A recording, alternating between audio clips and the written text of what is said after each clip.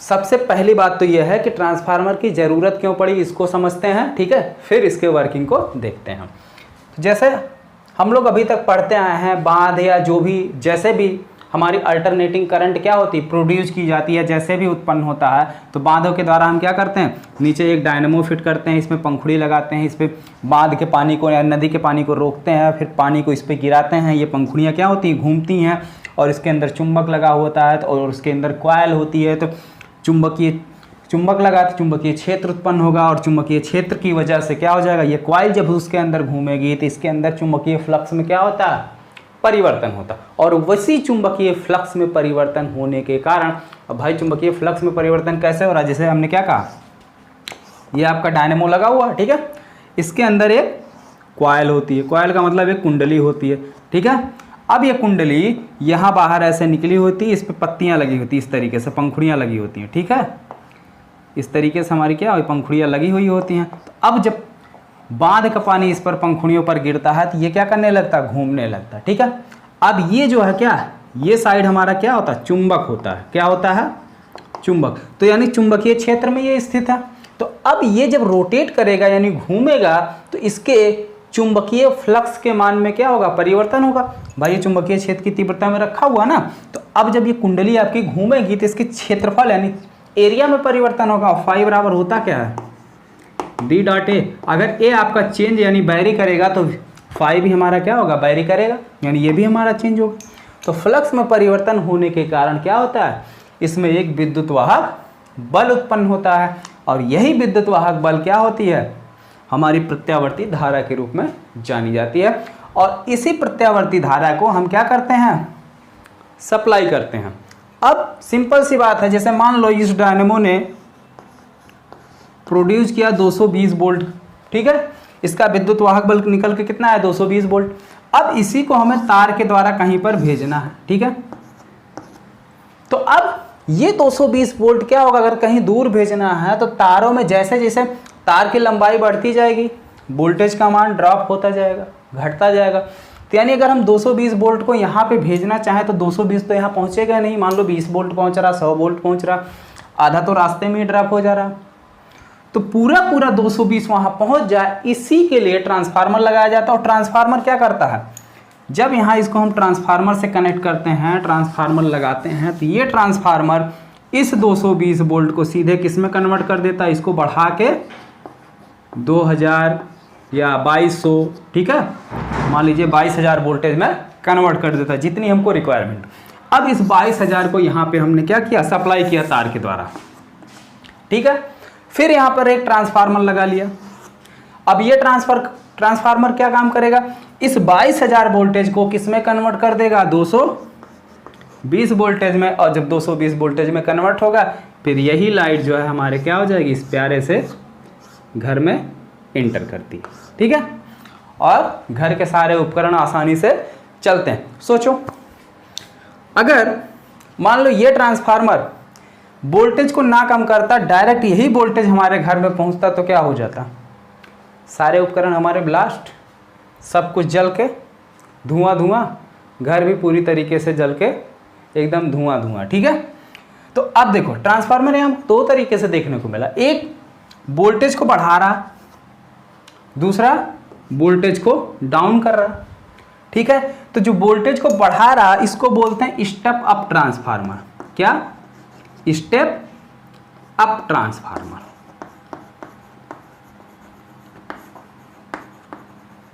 ठीक है। जो वोल्टेज को गिरा रहा, डाउन कर रहा, स्टेप डाउन। अप मतलब क्या होता है, उठाना, और डाउन मतलब नीचे करना। तो इसको बोलते हैं step down transformer, step down transformer, clear. इसको हिंदी में बोलते हैं ऊंचाई, ऊंचाई यानी बढ़ा रहा है, ठीक है। हिंदी नाम है इसका ऊंचाई।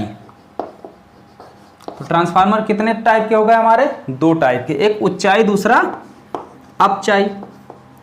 परिभाषा दोनों की क्लियर हो गई होगी, इमेजिनेशन से ही बिल्कुल फिगर से क्लियर हो गई।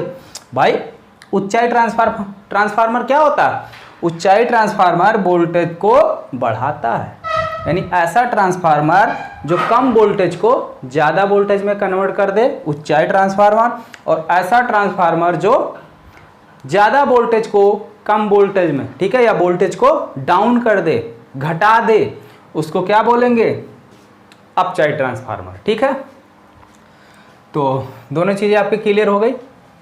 ट्रांसफार्मर आपके दो टाइप के, पहला स्टेप अप ट्रांसफार्मर, और दूसरा आपका क्या निकल के आया, स्टेप डाउन ट्रांसफार्मर।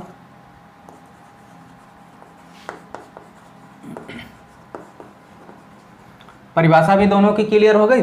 अब इसकी परिभाषा अभी तक तो हमने बताई नहीं, शायद कोई समझ गया हो तो अच्छी बात है, नहीं समझे हो तो देखो भाई ट्रांसफार्मर का क्या काम है। स्टेप अप तो साफ साफ बोल रहा है कि जो वोल्टेज को बढ़ा दे वो हमारा क्या हो जाएगा, स्टेप अप यानी ऊंचाई ट्रांसफार्मर, और जो वोल्टेज को घटा दे वो अपचाई, स्टेप डाउन। ठीक, लेकिन ट्रांसफार्मर का मेन डेफिनेशन क्या है कि ये वोल्टेज को क्या कर दे रहा, वैरी कर दे रहा, चाहे कम करे या ज्यादा करे। ठीक है, तो ट्रांसफार्मर हमारी एक ऐसी युक्ति है या ऐसी डिवाइस है जो वोल्टेज के मान को क्या करता है, परिवर्तित कर देता है, ट्रांसफार्मर कहलाता है। ठीक है, अब चाहे वो कम करे या ज़्यादा करे, वो हमारे रिक्वायरमेंट के अकॉर्डिंग है, जैसा हम उससे चाहते हो। अगर ज़्यादा वोल्टेज लेना चाहते हैं तो स्टेप अप लगा लेते हैं, कम वोल्टेज लेना चाहते हैं तो स्टेप डाउन।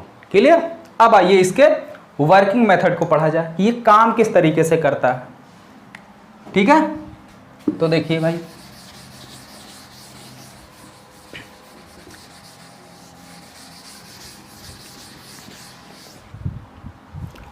ट्रांसफार्मर जो है एक नर्म लोहे की क्रोड होती है। ठीक है, ये जैसे मान लीजिए हमारी क्या, एक नर्म लोहे की क्रोड है, इस पर जो है तांबे के तार लपेटे होते हैं।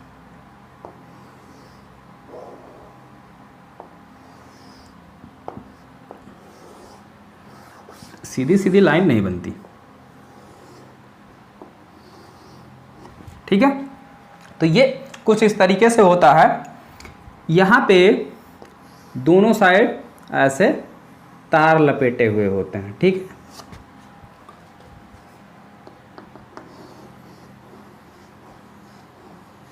ठीक है, इसको हम बोलते हैं प्राथमिक कुंडली। ठीक है, ये भाई तार कुंडली के रूप में लपेटी गई थी, ये हमारी क्या कहलाती है, प्राथमिक कुंडली, प्राथमिक कुंडली। ठीक है, और ये द्वितीयक कुंडली।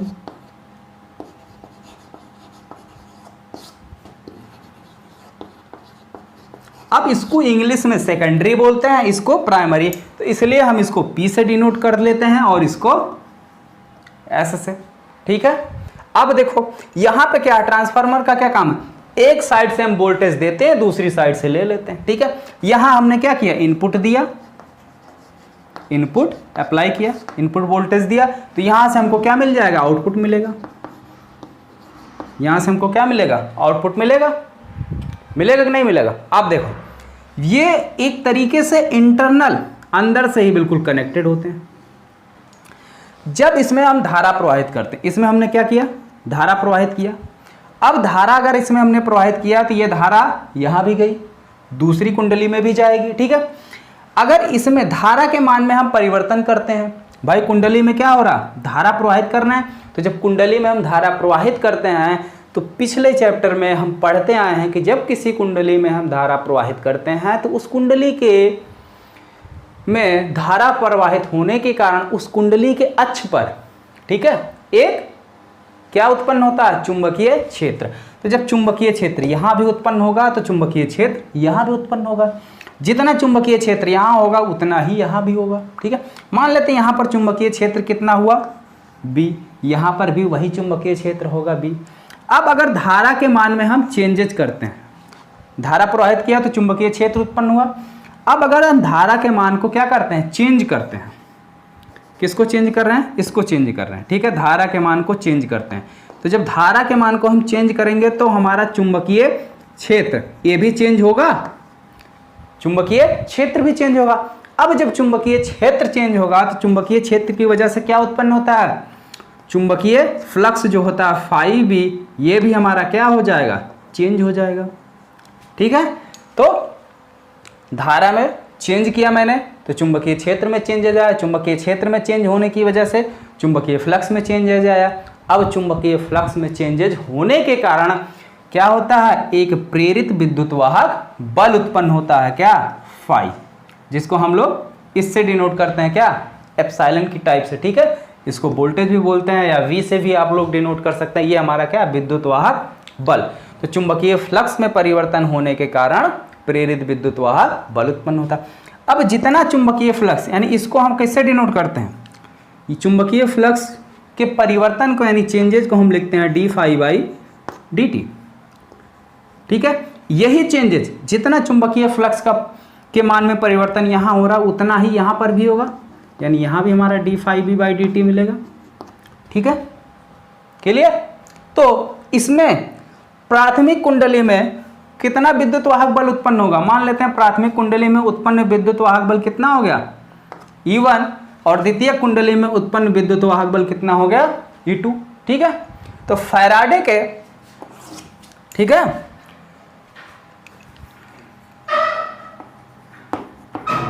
फैराडे के नियम से क्या मिलेगा, फैराडे के नियम से ये जो प्रेरित विद्युत वाहक बल है इसका मान फ्लक्स परिवर्तन की दर के ऋणात्मक मान के बराबर होता है, यही ना है। तो यानी E1 equal to minus D phi B by D T. ठीक है, अब ये तो हमारा है एक फेरे से। यदि प्राथमिक कुंडली में फेरों की संख्या कितनी हो, N1 हो, इसमें मान लिया हमने कितने फेरे हैं, N1 है, और इसमें कितने हैं, N2 है। ठीक है, तो संपूर्ण कुंडली में या पूरी प्राथमिक कुंडली में उत्पन्न प्रेरित विद्युत वाहक बल E1 कितना हो जाएगा, यदि प्राथमिक कुंडली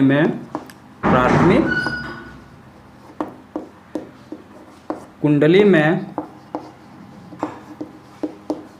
फेरों की संख्या N1 हो, तब क्या हो जाएगा हमारा, E1 equal to minus N1 D phi B by D T, समीकरण नंबर 1। ठीक है, तो फैराडे के नियम के अकॉर्डिंग E2 हमारा कितना हो जाएगा, E2 बराबर minus D phi B by D T. अब यदि द्वितीय कुंडली में फेरों की संख्या कितनी हो, N2 हो, यदि द्वितीयक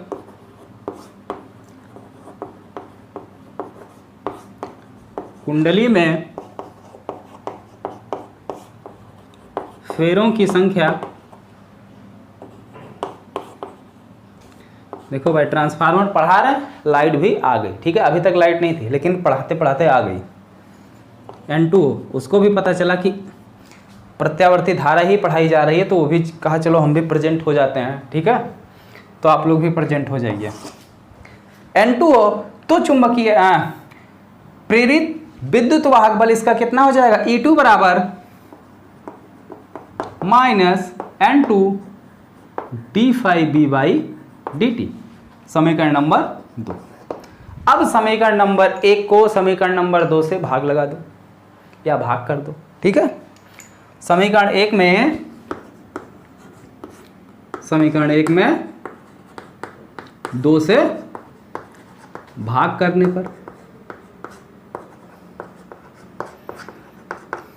क्या आएगा, E1 बटे E2 बराबर, दूसरी साइड क्या है, E1 का मान minus N1 D phi B by D T बटे में E2 का मान कितना है, minus N2 D phi B बटे डी टी। क्लियर। अब देखो भाई डी फाई बी से डी फाई बी क्या हो गया, कैंसिल हो गया, बचा क्या, E1 बटे E2 इजकल टू माइनस से माइनस कैंसिल हो गया, क्या आ गया, N1 बटे N2। ठीक है, क्लियर। अब देखो क्या मिला कि कोई भी ट्रांसफार्मर है, अगर उसकी इनपुट, ठीक है, इनपुट में हमने जो वोल्टेज लगाया, भाई प्रत्यावर्ती धारा लगा रहे हैं तो इसकी वोल्टेज मान लेते हैं कितनी है, E1 है, तो जो हमको आउटपुट मिल रहा वो कितना मिल रहा, E2 मिल रहा। लेकिन कब ये ऊंचाई होगा और कब अपचाई होगा, यानी कब स्टेप डाउन ट्रांसफार्मर होगा और कब स्टेप अप ट्रांसफार्मर होगा। अगर इसका विद्युत वाहक बल का मान इसके विद्युत वाहक बल के मान से ज्यादा हो जाए, विद्युत वाहक बल यानी वोल्टेज, मान लेते हैं E1, जो हमारा E1 है ये कितना है 200 वोल्ट, ठीक है, और E2 निकल के आ जाता है 400 वोल्ट, ठीक है, क्लियर।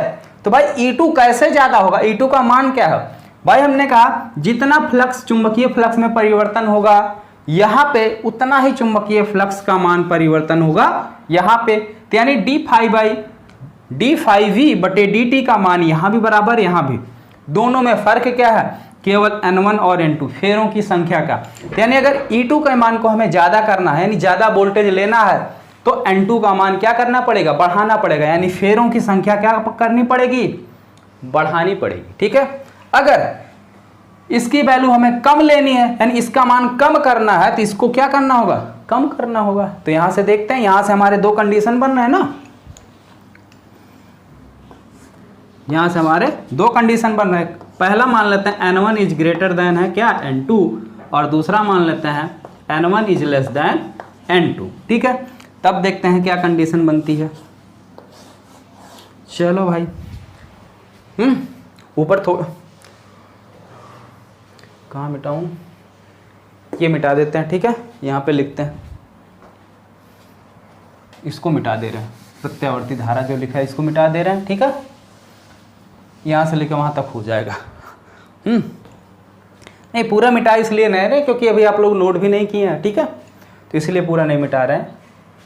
चलो देखते हैं, देखो क्या कंडीशन निकल के आई है, N1 बड़ा है, N1 बड़ा है, तो N1 के साथ साथ N1 के संगत कौन है, N1 के रिस्पेक्ट में कौन है, E1, तो E1 का मान बड़ा होगा। यानी पहला केस अगर हम लेते हैं, इसको नाम दे देते हैं A, तो इसको नाम दे देते हैं B, तो केस A में क्या हो जाएगा,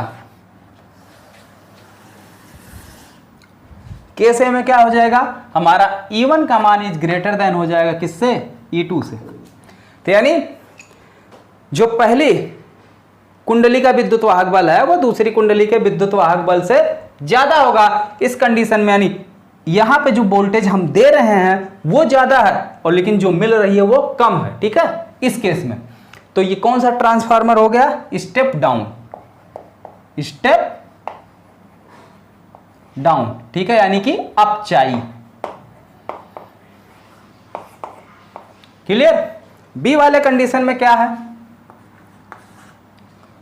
N2 का मान ज्यादा है, तो भाई N2 ज्यादा है तो इसके संगत कौन है, N2 के साथ साथ कौन लगा हुआ है, E2, तो E2 का मान ज्यादा होगा, तो यानी E2 ग्रेटर देन हो जाएगा किससे, E1 से। तो ऐसी कंडीशन में यानी दूसरी कुंडली का विद्युत वाहक बल ज्यादा है, यानी आउटपुट ज्यादा मिल रहा, इनपुट कम है आउटपुट ज्यादा मिल रहा, तो ज्यादा आउटपुट के लिए हम क्या कर रहे हैं, N2 को ज्यादा कर रहे हैं ना, यानी फेरों की संख्या को क्या कर रहे हैं, बढ़ा रहे हैं, ठीक है। तो कौन सा ट्रांसफार्मर हो गया, स्टेप अप, स्टेप अप यानी कि ऊंचाई, क्लियर हो गया। तो बस इतना सा बेसिक सा सिंपल सा कॉन्सेप्ट था ट्रांसफार्मर का।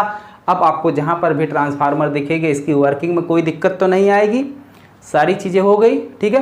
कहीं पर अगर किसी को कोई डाउट लग रहा हो तो बिल्कुल कमेंट बॉक्स में कमेंट कीजिए, हम वेट करते हैं आप लोगों के कमेंट का, कमेंट रीड भी करते हैं। हाँ, अब ये कमेंट हो सकता है आ जाए कि सर न्यूमेरिकल की जो सीरीज चल रही थी उसमें अभी कुछ न्यूमेरिकल बचे हुए थे, तो उसी न्यूमेरिकल की सीरीज में कुछ बच्चों ने कमेंट किया था सर थ्योरी पर भी थोड़ा ध्यान दिया जाए, तो हमने कहा चलो भाई थ्योरी पर भी आ जाते हैं, यानी सिलेबस पे भी आ जाते हैं, ठीक है। तो इस तरीके से आपका ये 7वां चैप्टर पूरा हो गया, कोई दिक्कत। हाँ, न्यूमेरिकल की जो सीरीज है उसको भी हम पूरा कर देते हैं, ठीक है। चलिए ओके, अगर आपको वीडियो पसंद आया हो तो वीडियो को लाइक कीजिए और अपने दोस्तों में भी अधिक से अधिक शेयर कीजिए। हम आशा करते हैं कि आप लोगों को ये पार्ट भी समझ में अच्छे से आया हो। Hello welcome. अगर अब तक YouTube के सबसे नंबर 1 चैनल शुभम क्लासेस का आपने क्रैश कोर्स नहीं ज्वाइन किया है तो ज़रूर ज्वाइन करें। इसमें आपको सभी विषयों के notes, videos, important question, last year paper और बचे हुए महीने में आप किस तरीके से सभी विषयों की तैयारी करें, सब कुछ बताया जाएगा। तो ज्वाइन करने के लिए दिए गए व्हाट्सएप पे कॉन्टैक्ट करें। Thank you so much.